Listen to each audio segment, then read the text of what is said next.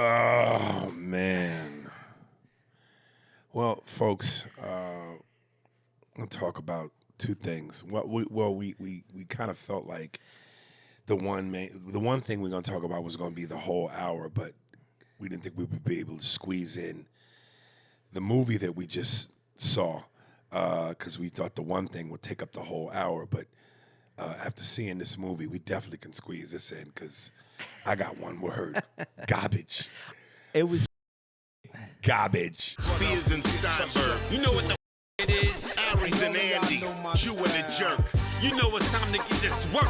The real raw, gutter, uncut, cold. No political corrections. Always sleep.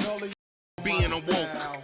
We discuss politics and jokes. Scribe, we lit. There's levels to this before you was on your mama. Aries Spears don't give a fuck. We talk about race a lot, racism. Much love to my loyal bag holders. Rollers, loaders. We got them in the folders. The whole world on our shoulders. Spears and Steinberg. Yeah. It's a good story. We saw Alto Knights, the Robert De Niro mob movie, which we both were so excited about because, you know, it's a mob movie. It's man food criteria. It's the apex of man food criteria. Supposed to be. Martin Scorsese did this, right? Is it a Scorsese? I think so. It was a different director. Oh, then I could be completely wrong. Are you hooked up to the screen yet? Look, Mark's coming in late. Here, now I got to look it up myself. Alto Knights. Let's see. Directed by Barry Levinson, who's a top tier director. Yeah, but this shit was garbage, man. it's not what you wanted. It's a good story about fell asleep on that. About it's again. It's a lot like what's The Irishman. It's about. I hated this worse than I hated The Irishman. It's a walk down memory lane with gangsters. Gangsters should be walking down memory lanes. And gangsters aren't the same people that they were as they get older and look back at life and have families and things like that. They change. This was like looking at a stripper with pasties on and grandmama drawers. You know what I'm saying? Pasties and drawers that came up to the bottom of the titties. This was garbage. The story's really good. It explains what happened in that particular moment in time. De Niro played both characters. Which I don't know was necessary. I don't know it was necessary either. Mark mentioned Joe Pesci. Why not have Joe Pesci play the other retired. character? He retired. Well, get him out of retirement. And the other thing is, it's the same character. I'm not trying to be overly simplifying this, but it's like two kids that grew up on the same block, and they say right in the beginning, that's when I realized I was different. No. The character that he was playing, the other one, that wasn't the best friend. When they were kids, they were best friends. When they were young. Wait a minute. So the dude that shot him wasn't his best friend? No. The gangster was his best friend. The dude who shot him. Oh, not that makes a difference. It was still garbage. But they were best friends. But so that just one's the one. So he was playing the best friend too. Yeah. So I didn't know he's that. the good guy and the bad guy. It was garbage. It's the perceived good guy and the perceived bad guy. Trash, nigga. It wasn't that bad because it knocked you out. Man, damn. Just a lot of dialogue. It's just dialogue. We were there, and first of all, let's just say we're in Cincinnati. I want to get this. So we went to Movie this. should have been shown in Cleveland. We went to this. It's called the Brist. I'm not even going to say the name of it, but it's a Brist. It's one of those where you get to eat in the theater, Which they don't do anymore. And that's the funniest part. Aries want to order food, and they don't bring it to you. You got to order it like you do any other place. And they give you a pager. And when it's ready, you go. Somebody bring it. You pick it up. And you can't have it delivered, but then you got to pay extra. I think call an Uber Eats guy. Man. He walks to the counter, picks it up, and brings it to you. So that's how it started. From the beginning, I already knew something was fishy. It wasn't going to work out. And then he wanted some salt for his popcorn. They don't have those salt packets, so they gave him a tub of salt. Which I didn't even really eat the popcorn. Not at all. Yeah, ate a couple of handfuls, and that was it. And then they gave him, and then he ordered a hot dog, and then they go, well, how long is the hot dog? And it's noon. 15 minutes. It's noon here. It's lunchtime, so it's like, and they said 15 minutes. Here's to her. So then he asked for mustard, and then they didn't have mustard in packets, so they brought him a gallon of mustard. Which only needed a slither. And so we just knew that you felt at the beginning that this was going the wrong way. And then we got into our seats. There's no one in the theater except one other couple behind us. We spread out, and the movie started. And I think it was like 30 minutes of nothing but dialogue. And all of a sudden, I heard some logs being sawed in half. Just Aries out. Oh, Jesus God. Oh. Yeah. Shit was garbage, man. So I knew. And the way that it ended, just like the end. Well, he did what he set out to do. That was the whole point of it. Shit was terrible. Anyway, so that's your only note on it. Garbage, man. So There's no way I would watch that again. No way. So if you were in a place and you're having some drinks, and what's his face walks in, Robert De Niro walks in, and he says, "Aries, I'm a big fan of yours, man. Everything I've ever seen you do, you've killed it in everything. You've never been off, 100%. I love everything that you've done." What would be your response to him? We talk about Goodfellas. You just wouldn't say anything about The Irishman or Alto Knights. You just leave that alone. I'm not gonna shit in a man's face. You know what I'm saying? Oh God, it was fun. I liked the movie. It was a lot. If You really liked it. I liked the movie. It's a story. It's not. It's definitely On a scale of 1 to Goodfellas being 10, what do you give it? If I walked into Alto Knights expecting Goodfellas, I'd give it a 2, a 1 maybe. Okay, but I'm just saying, But- Goodfellas is the benchmark. Yeah, but I didn't expect it to be. I expected it to All be right, so on story. a scale of 1 to 10, 10 being awesome, what was it? Oh, it's a 6. Get the out of here. 6. It's a good story. I learned a lot about the gangster that we didn't know about him. It was interesting, but would I necessarily go to the movies to see it? No, I want that on Netflix or.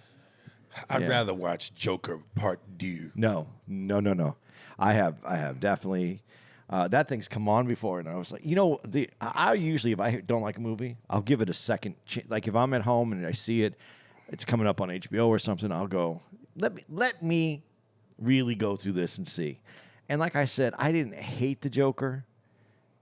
I understood what they were trying to do with it. I saw there was a story, but they put it in the musical. I didn't like that at all. But I can't even bring myself to click on it to see it again. This I'd watch again. There's a story there. You're crazy. There's a story. That's that senior citizen in you. That might be it though, because I'm reflecting. I'm very reflective on my life. That's what that is. And that's what this was. This was what it was. That's all it was. Yeah. But I'm. I hate to say this because this is something I would rather watch the TV musical, the movie musical, Cats. I've never seen that. I just I'm getting tired though. At the end, they just give you the synopsis of what happens. Like he died and whatever. His wife by bedside. That's what they said in this. He died in I don't even know what year. I don't know why. Man, maybe it should just be like a link to a website that tells you what happened. It's like the movie's over, but we know you have questions. Here's the answers in black and white. I just give me the movie then. Yeah. Or fuck I don't that. know. That's the only thing that I'm getting tired of that shortcut in movie making, I guess. What you should watch, people, which is an amazing watch, to my black brothers and sisters, and to all the other people too. It's it's an amazing watch, but particularly for any people with melanin, especially if you want to be in the arts that we call show business. 2-part documentary on Apple TV called Number One on the Call Sheet. The first part is black men in cinema, and the second part is black women in cinema. Amazing watch, man. I got choked up a couple times. Will Smith, The Rock, Kevin Hart, Denzel, a slew of actors that they interview, doing on-camera interviews. And What did you watch first, the men or the women? the men. Okay, I watched it opposite. When they brought up Will Smith, and I know I said this before on the podcast, you know, he was saying that early in his career he was emulating Eddie Murphy. In Star Wars. Or that he would try. That's what he was trying to get to. Oh, to Star Wars status. No. He said in every movie what I was trying to play was Eddie Murphy in Star Wars. Those are the two biggest things to him. Eddie Murphy, his favorite comic. Star Wars, his favorite movie. He was trying to bring his Eddie Murphy to Star Wars. Is how he described it. That's why he said when he did what's the movie where he goes into outer space? Independence Day. Yeah, that was like Eddie Murphy in space. That's what. Well, I didn't get that. I just know, particularly on the Fresh Prince, for a good portion of his tenure, he was switching between Eddie Murphy and Martin Lawrence. There were times when he would act like Eddie, and there were times when he would act like Martin. Do you remember how old he was though in French? He was like what, 18 or 19 in French. I don't remember. But he was young. I think in his 20s, right? 20s. He did. So he hadn't developed his. Obviously, if he's using them as his muse, I guess. Right. He hasn't developed his own character at that time. Right. And you know, man, Ed, when he brought up, and you know, of course, when they showed Eddie, and I got to, because you know, listen, I know I've said in the past that it doesn't seem like Eddie put as many black folks on as he probably should have, and I take that back because Eddie was a trailblazer, and whether it was Harlem Nights or Life, and I don't know how much of that went into his decision making. Whoever, when they did Life with him and Martin, obviously based on what the movie was, the cast was predominantly black. I don't know how much of a part he played in that, meaning that, the movie itself called for that. Not necessarily maybe, I don't know, him going, I want all black cast, I want this. But I know he directed Harlem Nights, so that was his doing. Well, Boomerang seemed like that was his doing though too. To get that movie out, and that's a game changer. That's a sea change in the way movies are black movies are portrayed. Yeah, I know at one point I remember this interview I saw Eddie. I think he almost had like a black cowboy hat on, where he was talking about how Spike Lee at one point had gave him heavy criticism about not doing enough, and Eddie made the great point of, look, man, I'm a comedian. I'm not a social activist. I'm not trying to make movies where I stand in the middle of the street. And then he did that line where Larry Fishburne goes, "Wake up!" And he goes, "That's not who I am. I'm me, and I'm trying to be the best comedian I could be." And now that you mentioned it, yeah. So whether it's Boomerang, Harlem Nights, Life, Eddie's done a lot more than I think he's given credit for. I think there's another thing in here that I saw, that when I saw it, I went, Eddie has more influence than anyone else in this. Mm-hmm. And I'll tell you what part it was. And he mentions it, but he doesn't say it. Mm-hmm. He said that when he was on SNL and Larry Holmes was on, they said, go. Someone told one of the producers, said, "Go talk to Eddie Murphy. Tell him about life. Basically, give him some words of wisdom." Right. And he said that Larry Holmes just walked in and said, "Don't forget where you came from." That was his advice. And then he said, and then he met James Brown. Yeah. Oh yeah, I love it. He told that story on. Was it Jimmy Kimmel? No, I think it's either Jimmy Kimmel or Jimmy Fallon, but about burying the money in the woods. Yeah. That was hilarious. Bury the money in the woods. And he goes, "Yeah, but can't they take it? Because the government's going to take your money." Yeah, but they don't know where the money is. Yeah, but yeah, can't they take it? They don't know the money. He said, James Brown told me, bury money in the woods. No matter what you do, keep money in the woods. Because you keep it in the woods, the government can't take it from you. And he goes, well, yeah, but what if they take your land? Yeah, but they don't know where the money is. But what's amazing about this, and this is what he says next. Right. He goes, "We didn't come up with, I forgot what word he used, but basically, he didn't have anybody to mentor him on what to do with this money." Yeah. Because all the people that came before him, this money, like James Brown, they're going to take it, bury it. It wasn't, man. I think Eddie was the blueprint to show people successful. And I don't want to say instantaneous because it's not instantaneous, but the money can come instantaneously.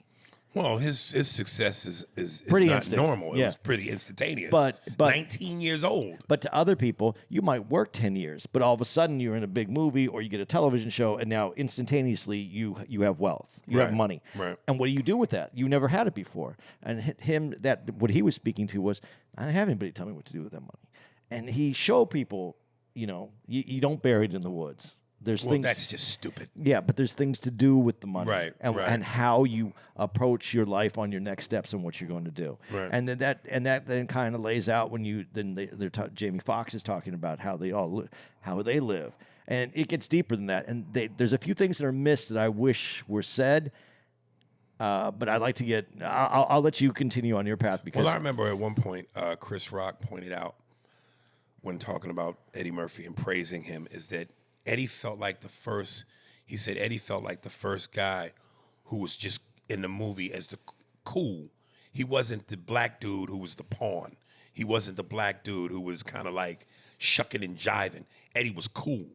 And he particularly pointed to 48 Hours for that, in the famous bar scene, which they said is the scene that kind of launched Eddie, that made him a star.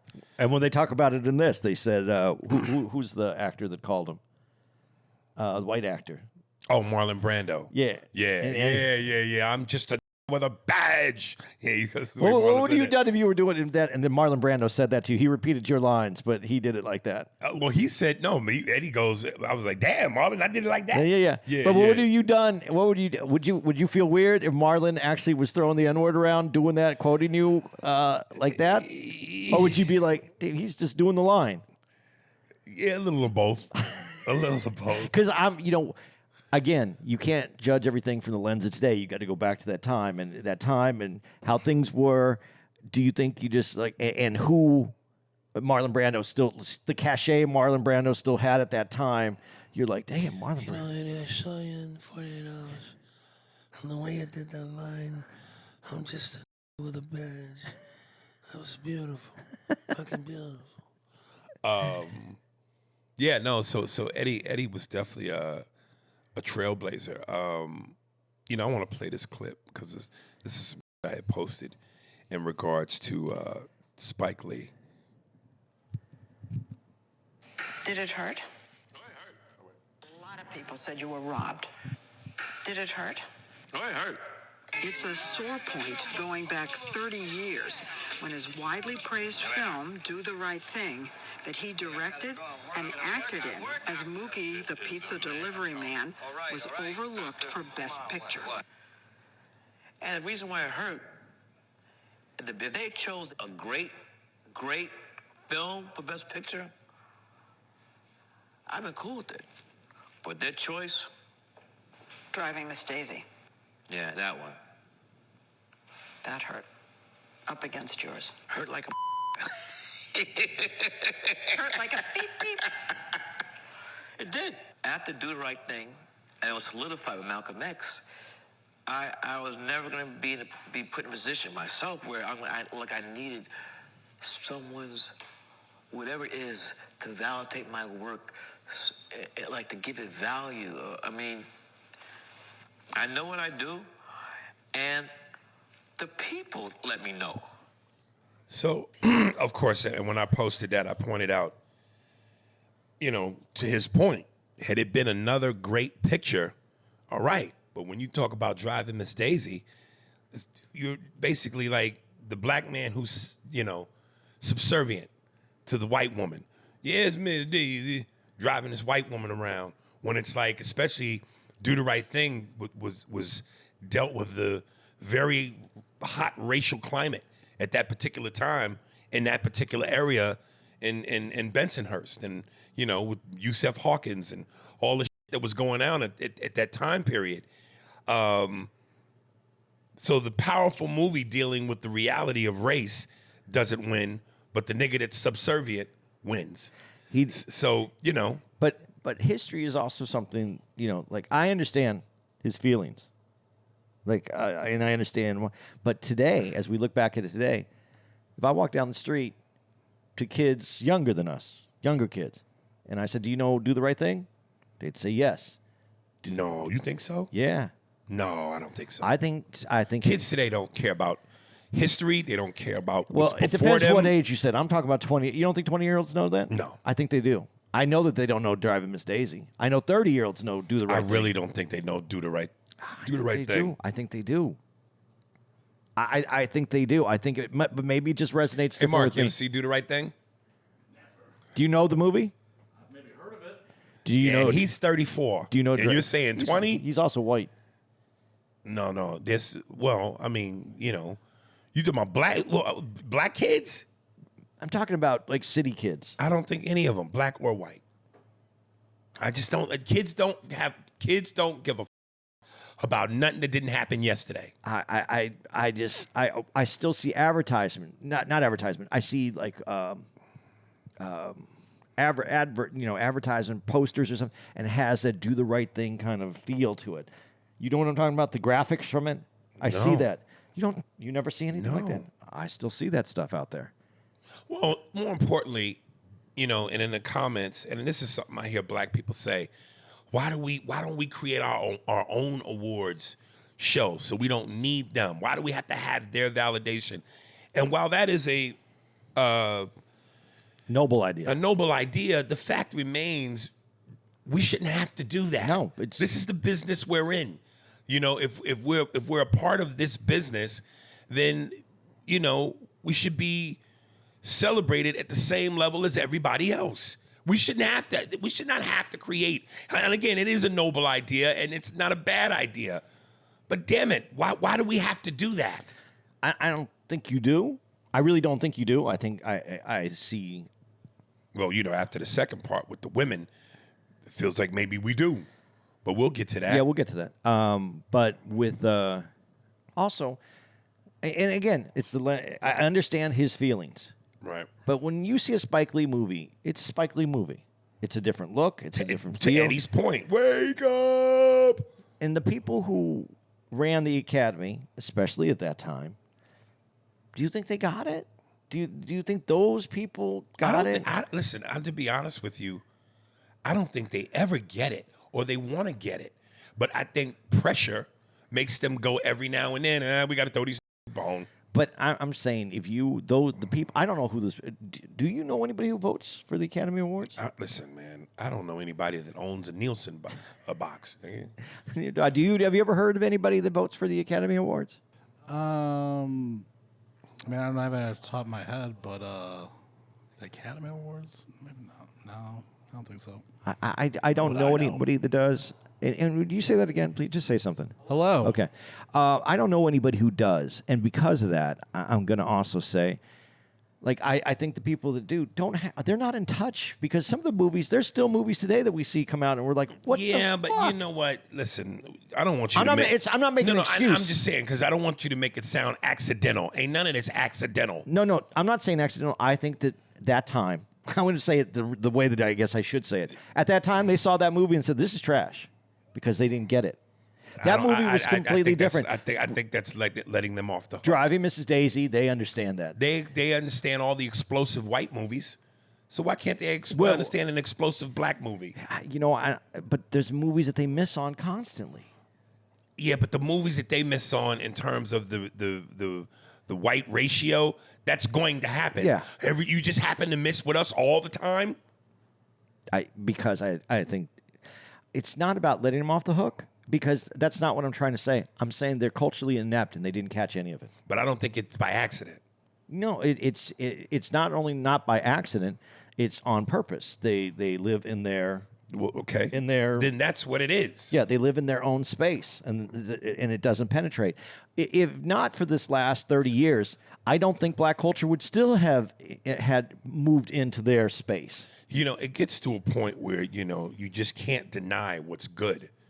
You can't keep denying what's good. You might be able to limit it, but you can't flat out deny it. And one thing we've proven is not only is black talent undeniable, but black dollars are undeniable. And that becomes the factor, so much so that the two have to go together. Yeah. I'm just saying, don't give them wiggle room. No, it's a miss. I'm just saying. Okay. Let me rephrase it this way. Did you expect more than a miss from those people at that time? Yes. You did? Absolutely. I How know- could you not? Because I never expect anything from that side. Okay, Hattie McDaniel said in her speech, which was written for her, I'm a credit to my race.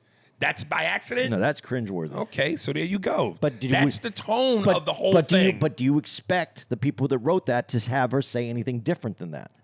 They didn't want her to say anything. But that's different what than that. so that's what I'm expecting from them. That's what I'm saying. Them to see a Spike Lee movie and go, this doesn't make any sense to me, and just move on. All right. You know, Marlon Wayans was funny. He mentioned. And what did you think when you first saw Marlon Wayans pop up there? You don't have to answer it if you don't want to. My mama said, "If you ain't got nothing nice to say." Okay, then keep going. Yeah. But Marlon Wayans mentioned the idea of him being Robin at one point, and I told you I met with Joe Schumacher for the idea that I may have been playing Robin. That was never going to happen. That was just never going to happen.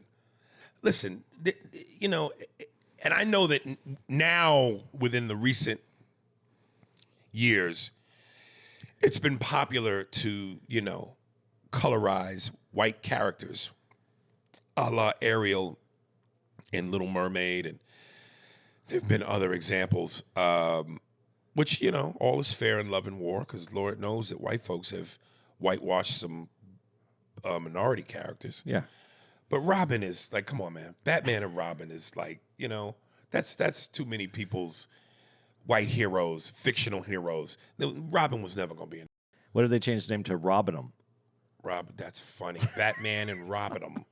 That's funny, man.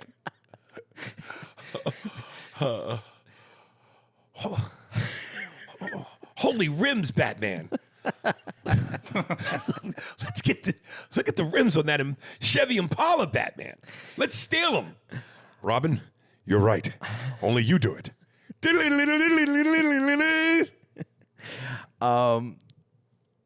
Yeah, but you know, I did have a few issues with this little doc and I don't mean to say little doc. There's little points in this doc that I have an issue with, because when they went to Marlon, and I love that dude. I've met him. I've hung out with him a little bit, not a lot, but I hung out with him a little bit. Cool as dude. I like him. I know we've had conversations.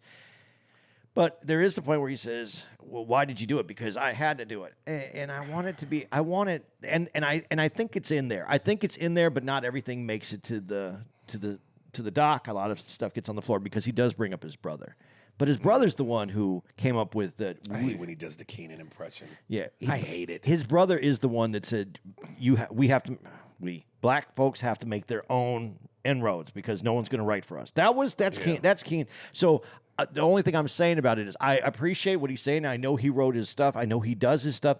I just didn't feel like that gave any nod to Keenan, which is really that family. That's the patriarch, right? You got to take your hats off to the family. They are black comedy royalty, and what they've been able to do is to be envied. You know? Well, they're impressive. Yeah, I mean, they are literally the definition of keeping the money in the family. Well, and as much as possible of that money.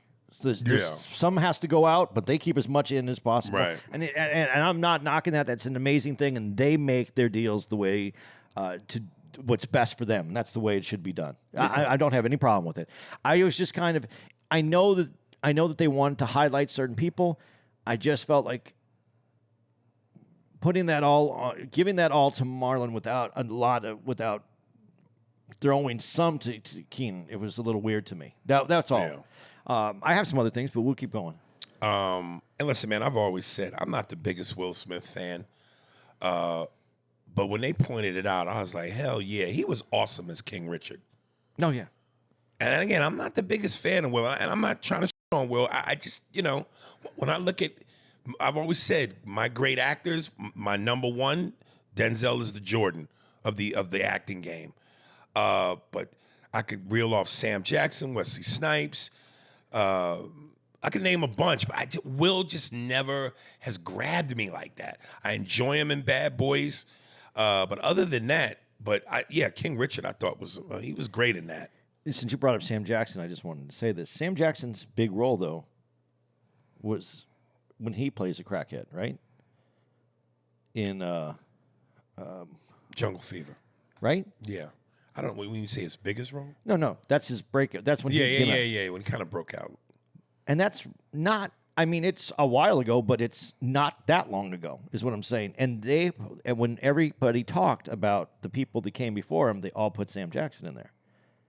And he's really not that far off. He's not as.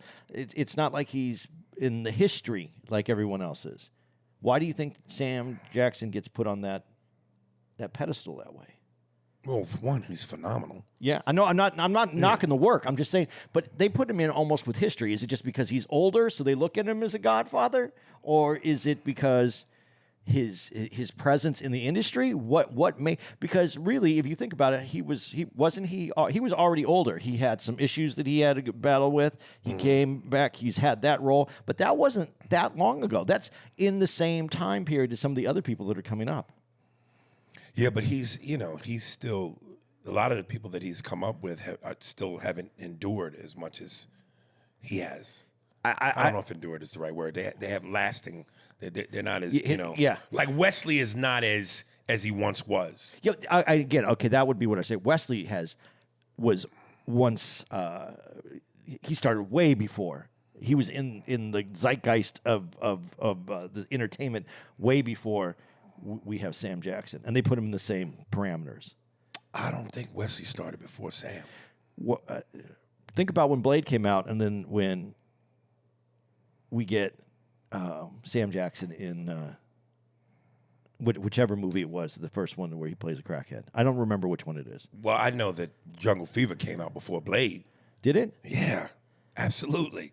Man, see, that's how old I am. My dates are all No. That came out before Blade. All right, then I'm wrong. Yeah. One of the things they talk about that's very important in this is how Hollywood, before they never really wanted to take the gamble on black men as leads or movies with predominantly black cast because they said they don't translate overseas. They're not going to be as successful overseas. And of course, we debunked that myth times a million. But in my note, I wrote, I find it rather ironic that black people have had to endure the stigma that we don't translate and can't be successful abroad when the whole world has taken from us. Our style, our lingo, our culture, our fashion sense has always been the envy of the world. So why the wouldn't we be translate? Why the wouldn't we translate when the whole world copies us? Well, the whole world didn't always copy. It's copied in different time points. And in most recent times, yes, and when I say most recent times, I'm talking the last 30, 40 years. But what I would say to that is, instead of asking the question that way, ask who these people are marketing to. They have eliminated marketing to the black, at that time, eliminated marketing to the black community. Because otherwise, why would you say, if Black Dollar spends, and you know that, but you're saying it's not going to translate, that means you're not marketing to black folks at all. Even overseas, anywhere, you're not marketing to black folks. Your marketing is being spent on white eyes. Well, overseas, unless you're talking about trying to sell the movie in Africa, all the other places aren't black people in the region. There's a lot of black people, though, in the UK. There's a lot of black, and they're not going to come out. And then that lifestyle isn't going to transfer. I don't know that. But what I'm saying is these people market in a way that it's for white eyes. They market for white eyes. If they didn't, they wouldn't worry about it translate. We'll market it. We'll get the people to come out. We'll get them to the theaters. Well, first and foremost, I don't necessarily know.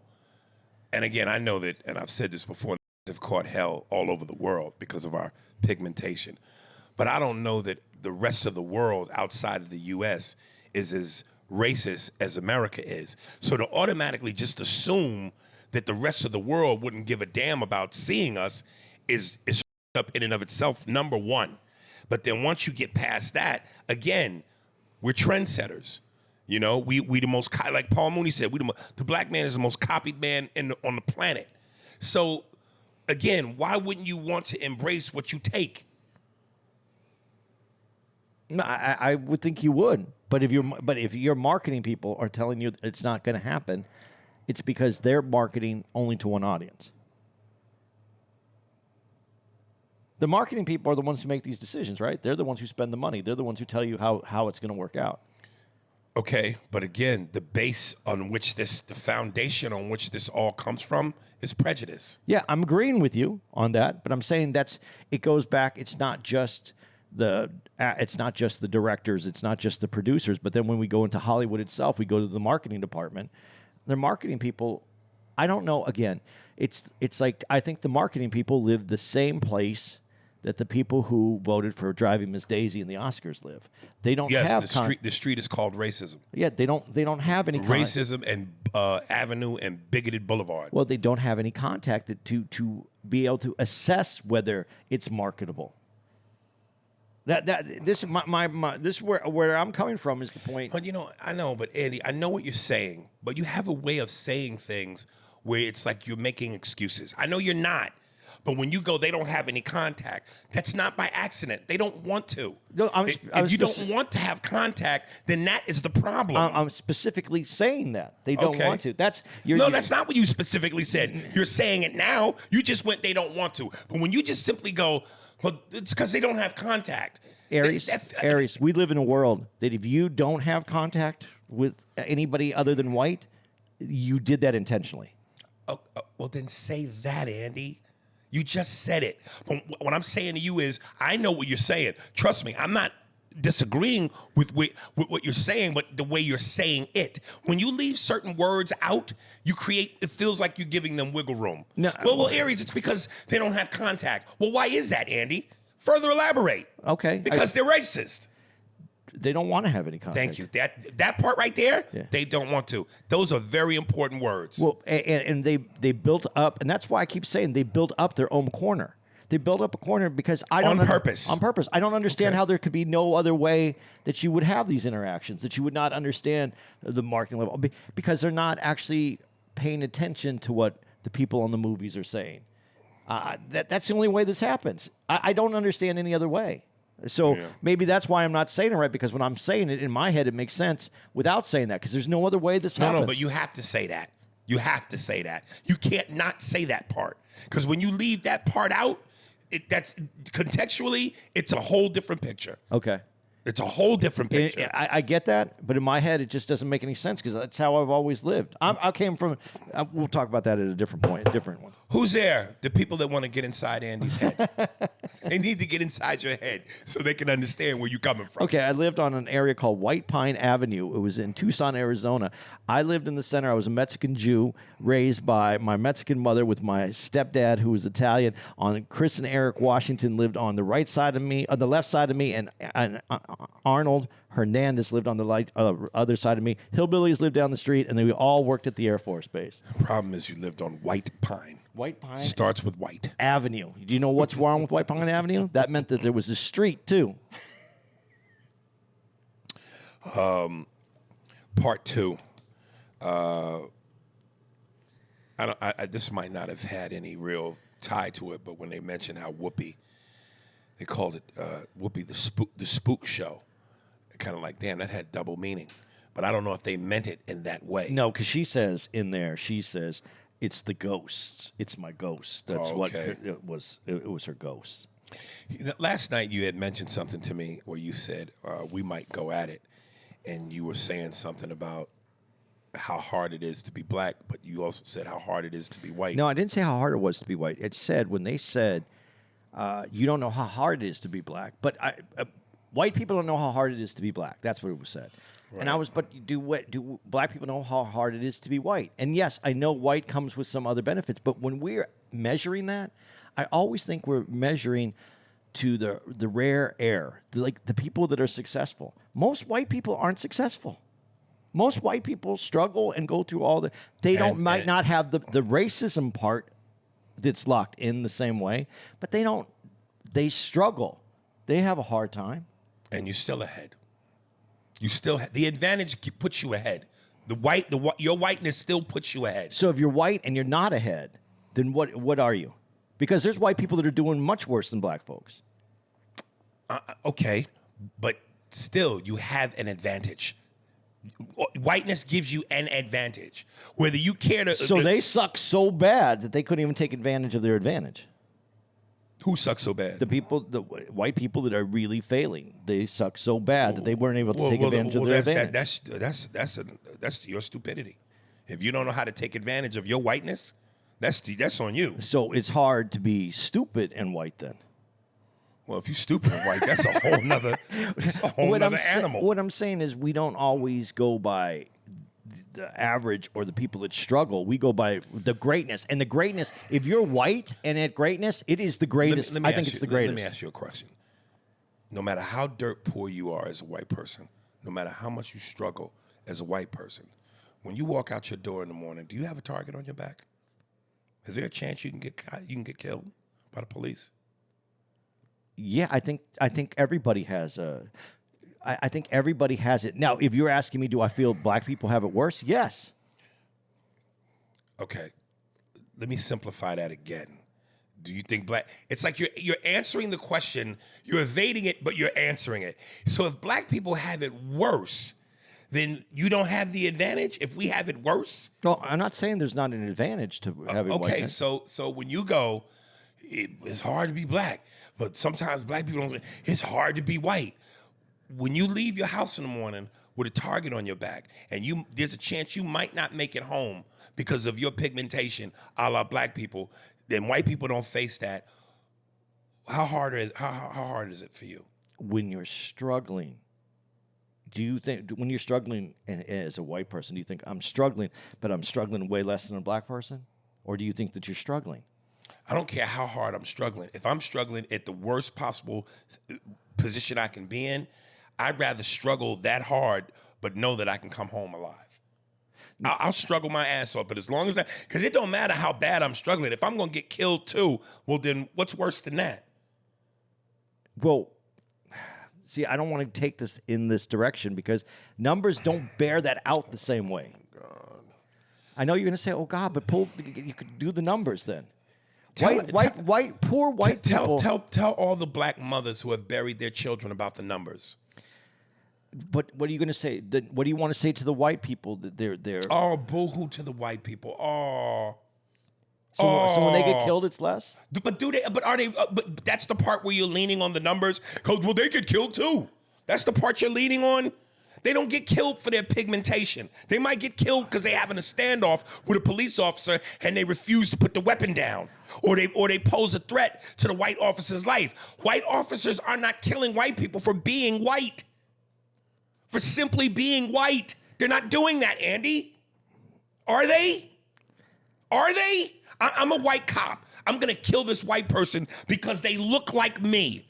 We share the same pigmentation. That's why I'm doing it. What sense does that make? The January 6th guy just got killed by a white cop for Why did he get killed, Andy? Because he didn't want to come out of the car. And then they saw a gun. And then he got killed. He didn't have the gun. But he got killed. They're not going to take any chances. All I'm saying is... They got one. They got one. I'm not...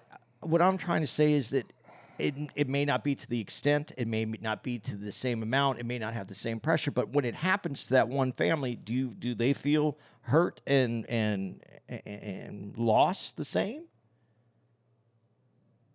I mean, look, tragedy is tragedy for those who have to go through it. But, don't bring up the numbers game as a means to say, oh, it happens to white people too, according to the numbers. If tragedy and tragedy have similarities, can't struggle and struggle have similarities? Yes, but the similarity stops simply at the fact that, you still have an advantage that we don't have. It opens doors to you that don't necessarily open as easy for us. Okay. I'm not denying that.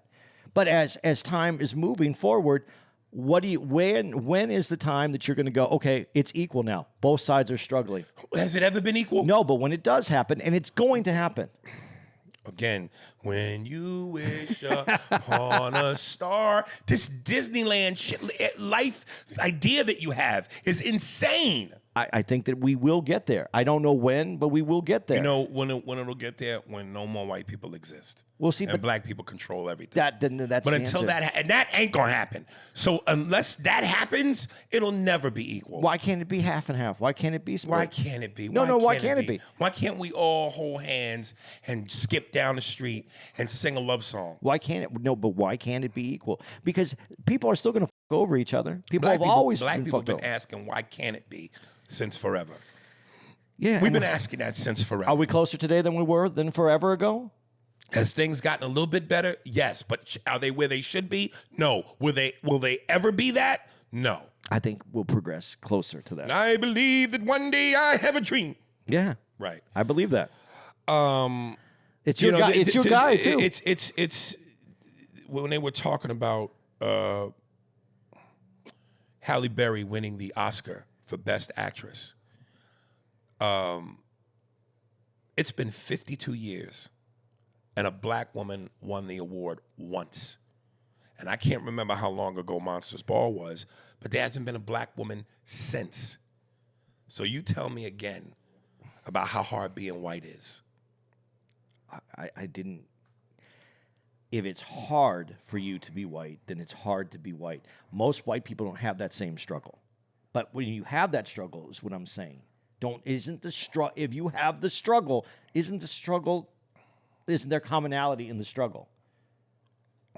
Now, we're talking about rarefied air, people who get to work in Hollywood and make millions of dollars. And so some people are getting more because of their pigmentation. I agree with that, but we're not talking about the average person.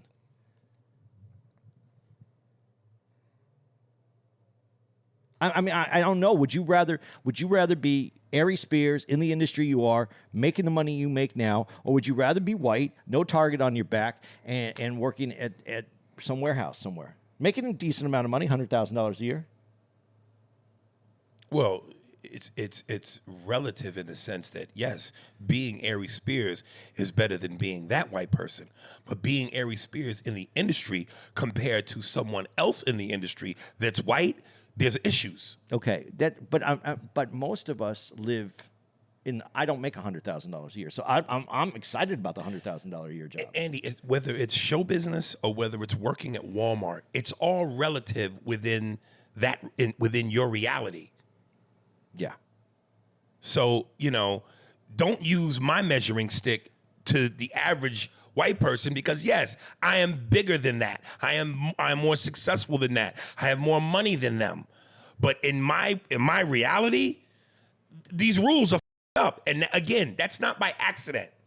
I'm not disagreeing with that in those rules. I'm just saying I was talking about the average person looking at things going, that's still... that's what I'm aspiring to. But that's not realistic to use that as an example because that's not their reality.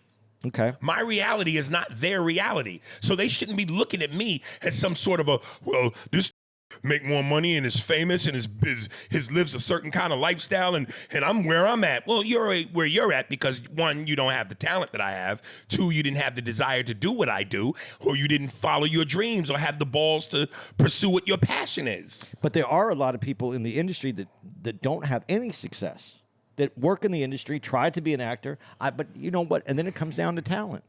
And then it comes down to awards. And these award ceremonies, when it comes down to this, yes, I think that you've gotten the end of the deal.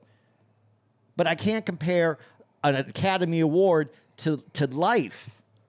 I've watched both these series on HBO Max called Eyes on the Prize. They really recently came out with a third installment. I think it's about like 6 episodes. And there was one particular episode, and I didn't know this, but I think in the 80s and the 90s, these chemical plants, some of the chemicals and the toxins and the poisons in these chemical plants, they would take the dirt that were deadly and put them in the black neighborhoods. And it's matter of fact, it started kind of, and I forget where in India, where they were having this issue where, thousands upon thousands of Indian people were dying because of these chemicals. And some of these same plants here in the U.S., to make the product they needed to make, needed these chemicals. But when they found out how deadly they were literally shipping the dirt into poor black areas and dumping it into the residences of these areas, which cause cancer. And a lot of black people had suffered and were killed because of this. And then when the local, governors and Magistrates, all that, yeah. finally decided, okay, let's move them to a safer place. They only moved some of them, but didn't want to move the rest of them. They put them in adequate housing. You should really check it out. Did any of those people go to jail? No. So, and my point in saying this is, again, this is not accidental. The shit that black people have to endure and the shit that has been done to us is so heinous that, again, and I know in comparison to what I'm just saying, Hollywood, ain't nobody in Hollywood dying. Ain't nobody in Hollywood living in places where, cancerous materials or toxins are being put in our neighborhoods. But nonetheless, the through line is we always get the short end of the stick. We always get with in ways that is just unbelievable. I'm not disagreeing with that. Okay. At all. But I'm not doing it any justice. Guys, you got to check it out. It's called Eyes on the Prize Part 3. Should we do it on here? Yes, I think we should. Okay. To what you're saying, though, going back to this, there was some misses on the guy's side. Louis Gossett Jr., first man to also win the Best Supporting Actor. They talked about some other people that who was what's his name from Blazing Saddles. Oh, Cleavon Little. And then 4 years later he wasn't working at all. Right, not by accident. Yeah, Louis Gossett Jr. won an Oscar, couldn't get another job. I told you, what was the thing I was watching? I can't remember, one documentary where Louis Gossett was talking about, he did a romance scene, and he was kissing his black female, co-star, and the director said to him, when you kiss, basically he was trying to tell him how to kiss because our lips are so big that it didn't look right. So, like, he was trying to tell him a little more subtle. Look at this. A little bit more subtle. No, he's laughing. A little bit more subtle. Don't make your mouth so. It's just like everything has to be steeped in whiteness because whiteness is rightness. Well, it's what they know. I'm not disagreeing with you. You're right, Aries. But if you're the director and this is what you know and you're going, we'll do it this way, somebody needs to say to that director, and this is where Eddie Murphy was awesome. Someone needs to say, you don't know how black people kiss. Why don't you shut the up? We kiss. We know what we're doing. Okay, you're right. It's what they know, but it's also steeped in white arrogance. Arrogance. I'll give you that. White 100%. arrogance. White it's arrogance. Like when Gabrielle Union brought up, and I've said this on the podcast before, hair and makeup. So many times they go to work, and unless it's a predominantly black cast, the makeup people, the hair people are white. And to think that our hair is your hair, our treatment is your treatment, without ever asking, hey, what are you guys? And just assume that is white arrogance. To assume that we are like you, to assume that we would do what you do. No doubt. And you also have another story from being on your show, Mad TV. Yeah. That you guys couldn't get. There wasn't someone mad that they couldn't get their someone who knew how to work black hair. Yeah. And that's a problem. But there was a clip of Patrice, and here's where the problem lies, though. There was a clip where Patrice was working on something, and he asked the white hairstylist, "Y'all don't have a black brush?" And white women use the brush with the spikes, for straight hair. Patrice needed, how I use the brush to brush my beard. Like you need a tougher grain. I don't know what the brush is made of, but whatever it is. Boar's hair. Boar's hair. You need something stronger for our hair, which is more coarse, not straight and stringy. And the lady got mad. She kind of made it like he was a diva. Who is this? My brush not good enough. You're mad? Because he's trying to tell you that culturally your equipment doesn't work for us? You're mad? See, and to this conversation, since I don't use my words correctly all the time and say it, I'll say it the way that I think will make sense then on how I'm trying to say it, maybe not communicating. White arrogance is the problem. That's one of the biggest problems, and it filters into all these industries that you're talking about. And you have to understand that arrogance comes from a feeling of a complex of superiority.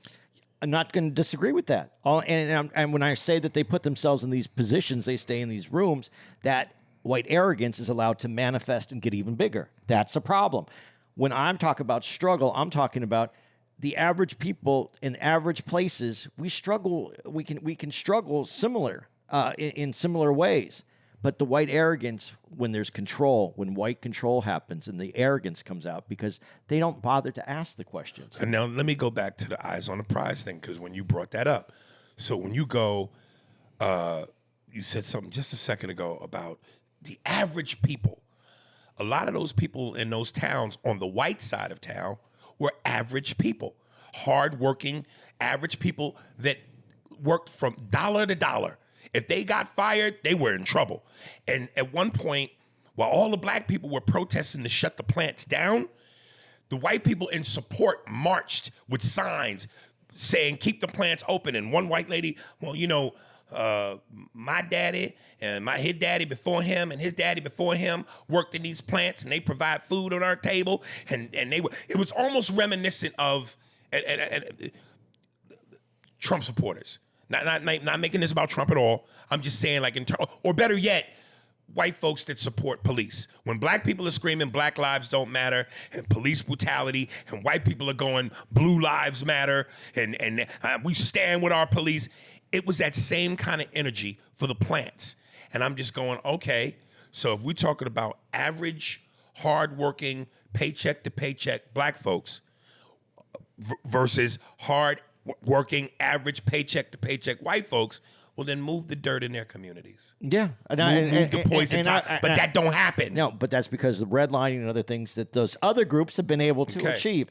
This is the things that are going away. I hope that they're going away. So I'm just saying, when you go hard to be white, if we look in both hardworking, paycheck to paycheck citizens, and it's hard to be white, then move the poisonous toxins in their community. But it won't happen, and it doesn't happen, and that's the advantage. When I say hard to be white, I'm not actually talking about. I'd say when you have struggles and you're white, you feel that. That's all you know. And you know what? I'm not even doubting you. Yes, you feel it, but best know this: that if it comes time to people over, them poor white folks ain't gonna get over.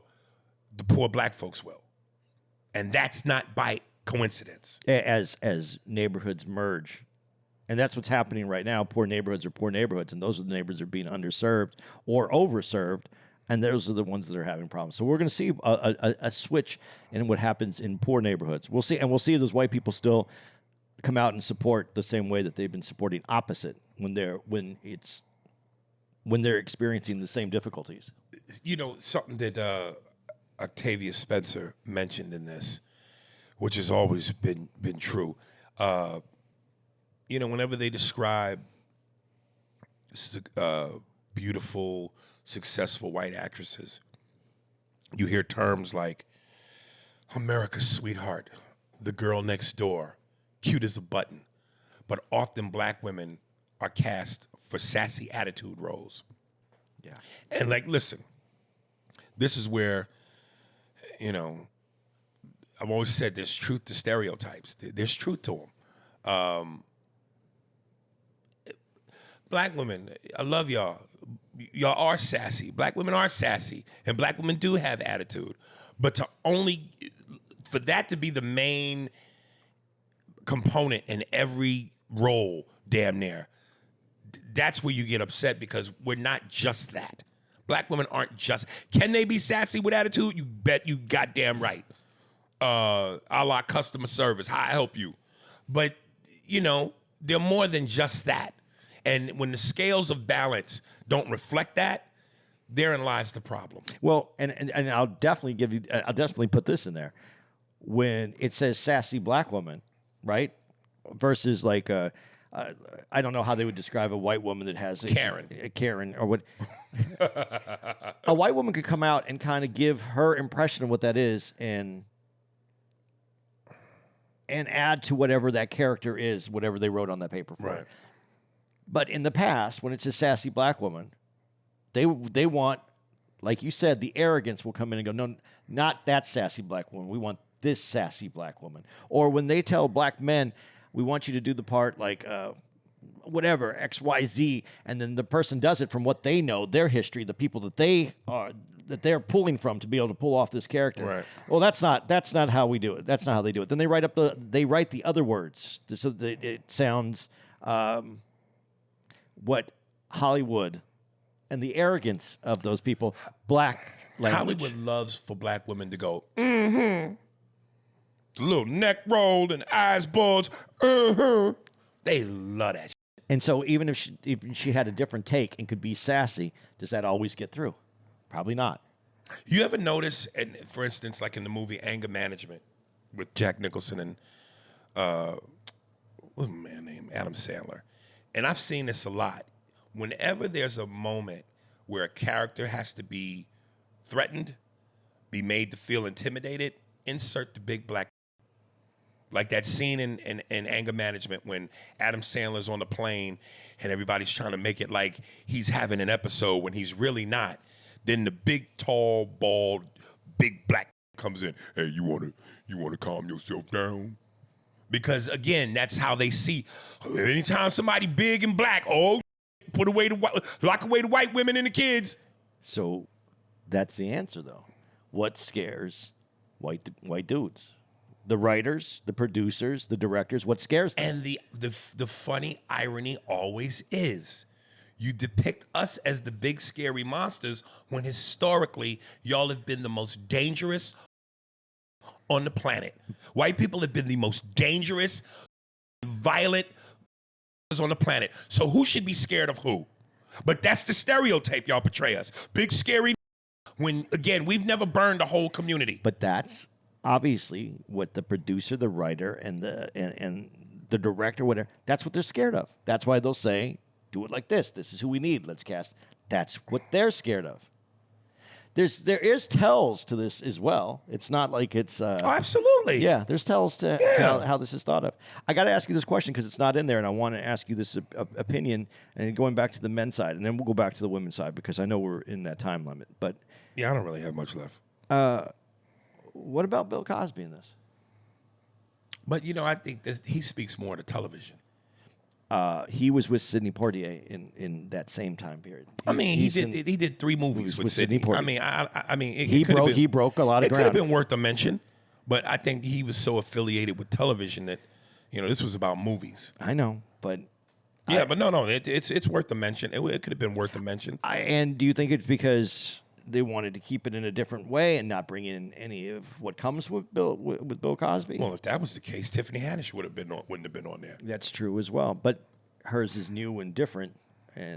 But you're right. You're right.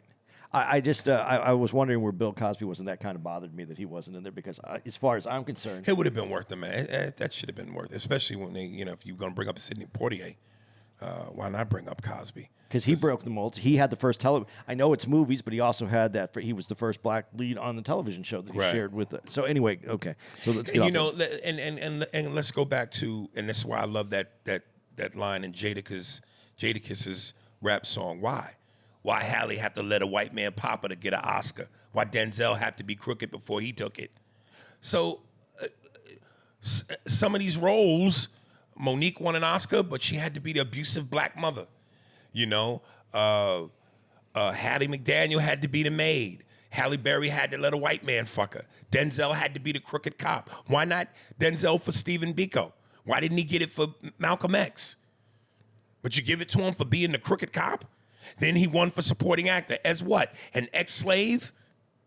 Okay, and I grant you that what you say textually is correct. But what movie would you watch more? Morgan Freeman driving me, yes, I'm you there. Yeah, but what movie would you watch more? Would you watch Malcolm X or would you watch what's the movie that Denzel? Training Day. Training Day. Which one are you going to watch? Which one? I don't think that's a fair question. I would watch them both with the same amount of passion. It's Malcolm X. The two discs are sitting up there. You're in a hotel room. I don't think you could ask a black person that question. Ask a white person that question. Which one you gonna watch, Training Day or Malcolm X? I'm gonna watch Training Day. All right. But I don't know that a black person is going to answer that and automatically go, "Oh, Training Day." But if I have time to watch both, I'll watch both. Training Day is the better popcorn movie. It is the better popcorn movie. But on the road, Malcolm X is important. It's an important movie. I'm not saying that. I'm just saying, entertainment-wise, it's a tough one. I can see why that movie is one of his most popular movies. Malcolm X fits history, and it's important, and I think that movie was really well done. The way he plays Malcolm X is unbelievable, but I also see why that may be the movie that, pop culture-wise, that's the bigger movie. Importance? I don't know that it's the bigger movie. Listen, it's hard to argue with you because I know what you're saying. As far as the more in terms of popcorn, licking your fingers. Oh, this is not good. Not having to pay attention 100% of the time. Right, not having to think, not being deep. But Malcolm X was so important to the culture, especially at that time. You remember when Malcolm X was on his way out, everybody was wearing X hats. You know? Yeah, I know. It was a big deal. So, we've seen 1,000 Martin Luther King biopics. Malcolm X was the first and only to this day big screen adaptation. We've seen other dudes play Malcolm X in movies, bit parts, but Malcolm, if the name was in the movie was the name. No, it's funny too because when you say Martin Luther King, then you say Malcolm X. You could always go on YouTube. You could find things on Martin Luther King. It was harder in the beginning to find things on Malcolm X. Now you see more. And Malcolm you know X. why that was? It's strategic. He was talking about punching white people in the face. Strategic. Yeah. So hit them, not violent. You don't have to ask for permission. That's right. That's the difference. And that's always a threat for niggas to go, "Hey, I don't need fuck your you. I permission. don't need your permission. I'm gonna do this." So, but I know we only have a few minutes, but jump into the white. I'm done. On the women's side, though. What was it? Well, when Angela Bassett made the great, whoever it was, made the great point, or Whoopi Goldberg made the great point where they were showing whether it was Alfre Woodard, whether it was Angela Bassett, they would cut to the awards, the annual, 47th annual Academy Awards, and the nominees are. And it was just white actress after white actress after white actress that beat all these black actresses for Best Picture. And when Whoopi made the point, so you mean to tell me in all this time, 50-something years at the Academy, but none of the black actresses were good enough to win but once? Once in 52 years? Once? Come on, man. That's by design, man. But when you watch the two, and I watched the opposite way. I watched the women first. And some even argued, I'm sorry, but some even argued, black folks, that Halle wasn't even, she won it. They gave it to okay. It was a good performance, but she wasn't even deserving as much as others that came before her. Well, they can't go back and give retroactively. Well, I know, but it felt, what I'm saying is it felt like let's finally get these niggas one. Well, we got to give them one at some point. Well, come on. So here it is. Go deeper than that, though. Go deeper than that on Halle, and why she's almost seems apologetic at times. Well, okay. I don't know if I'm going the same exact way. Okay, you know where I'm at. I don't know if I know, but I'll here we go. So much prettier, so much more fair skin, so much the features aren't as. She don't have Viola Davis's features: wider nose, bigger lips, darker skin, nappier hair. And I'm sorry, I hate to use the word nappy because I know that'll probably piss some black women off. But you know. Yeah, I know. That's why I said it, and I felt bad that she almost has to feel apologetic for it. But that is also, and I've seen other things, and I've read other things. The black community. I'm not part of the black community. And listen, so I'm saying this, and I tiptoe a lot of times, and I don't say everything the way that I should say it. So let me try to make sure that I say this the right way. When you don't support someone because they, or that you judge them because they might be lighter skinned, nose smaller, hair different, but they're getting that door open, you got to support. Which is why, if those things are being said, it's on the hush. It's in our own in the privacy of our own corners. But you saw how she felt it when she's talking about it. Yeah. You know, it's like, yes, yay, we applaud, you know, she kicked the door open. That's important. But there's a but. Yes. They can't be, you got to either keep the butt quieter or just get rid of it because it's Well, important. you can't get rid of it. Because it's a factor. But it needs to go forward. You progress because someone got the door open. Yeah. So progress. It's like the backhanded compliment. But and this is where, and I'm glad we talked about this first because of where I was going. I watched the men's second and the women's first. Women's was very emotional. Let me tell you, and this is where I praise black women. However hard that black men have it, black women have it 10 times harder. Because it's not only just the black factor, but the woman factor. Yeah. So you got being a woman working against you, but then you're a black woman. So you got it even worse. And everything's amplified then. Because if we're going to talk about hair, and for the male, I think hair and makeup for the female is 100 times harder. Am I wrong on feeling that way and saying that? No. Because now we're talking about makeup, so we're talking about color and tones. We're talking about hair and this is my mom was a hairstylist, so I understand that nigga. Yeah, that one. So black hair texture is such a huge range. So because you worked on a black person and did their hair doesn't mean you can work on the next black woman and the woman that comes after that black woman. Right. Hair's different. Yeah. So, you know, it's interesting when you say that. And so but when I saw it, theirs were very emotional. The women were very emotional about how they talked about it and what came before them and the struggle. And they were very, there was an emotional where like, I felt there was a tear. There was a few tear moments for me during the women, but the men stayed true to who men are. They were like, "This is how you do it. This is what we did. This is what we go." Right.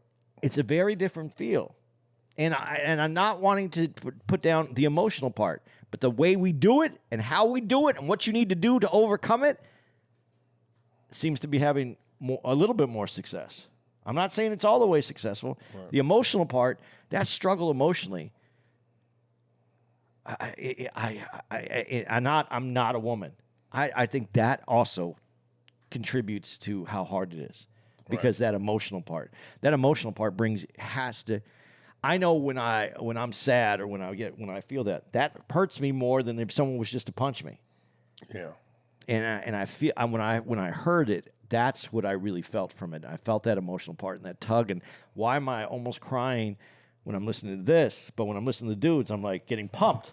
Yeah. Like, this is how you do it. Write your shit. Put it together. You know how you're going to go after it. Don't wait for permission. Do what you have to do. Just a different mindset. And not knocking either one of them. I'm just saying one gets you motivated. And the other one really. It sets me back in the chair a little bit. Yeah. So when you said it's harder, women have it harder, I'm not saying they're bringing it on themselves. That's not what I'm trying to say.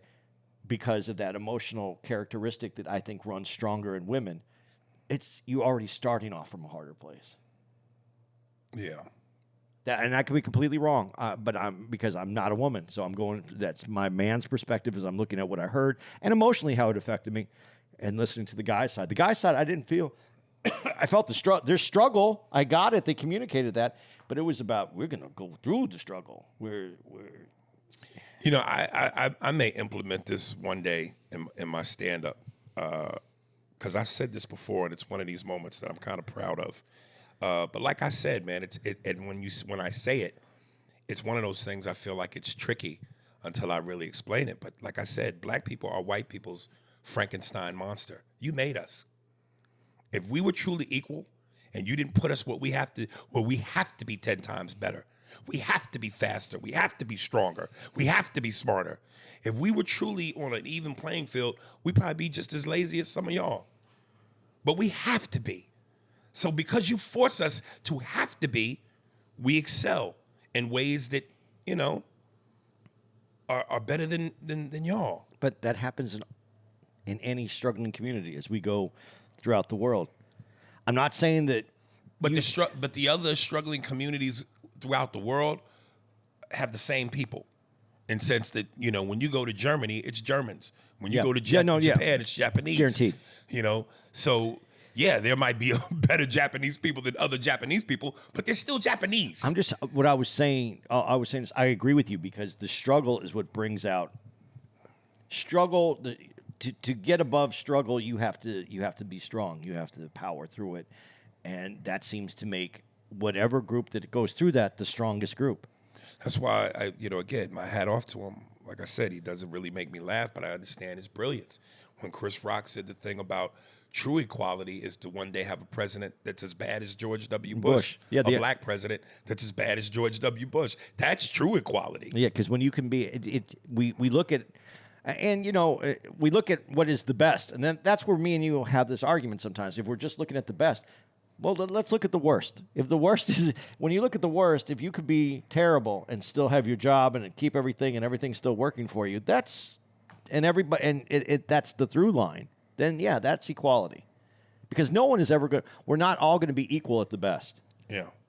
So I agree with that. But Chris Rock hit some genius points, and I that's why. Just doesn't make me laugh. Though. Well, you notice he's been in a lot of movies, and he wasn't in this.